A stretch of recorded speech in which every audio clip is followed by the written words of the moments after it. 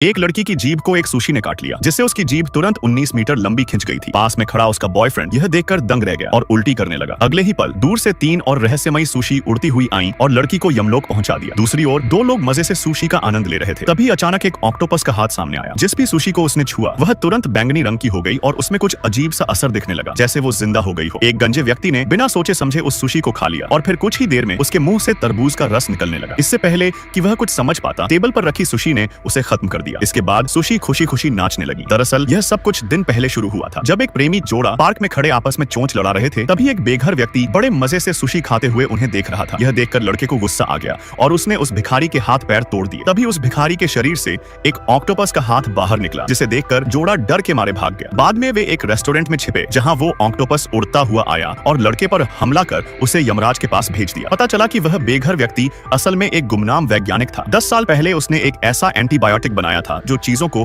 उत्परिवर्तित mutate कर सकता था, लेकिन इसका गलत इस्तेमाल होने के कारण उसे अपराधी घोषित कर दिया गया। मगर वैज्ञानिक के शिष्य ने वो एंटीबायोटिक चुराकर ढेर सारे पैसे कमा लिए थे। यह जानकर वैज्ञानिक को बहुत गुस्सा आया। उसने उस जगह का पता लगाया जहां उसका शिष्य खाना खा रहा था और एक ऑक्टोपस में वह म्यूटेंट हार्मोन इंजेक्ट कर दिया, जिससे ऑक्टोपस पल भर में एक राक्षस बन गया था और उसने सुशी पर हमला कर उसे भी जिंदा कर दिया, जिससे सुशी भी खतरनाक राक्षसों में बदल गई थी।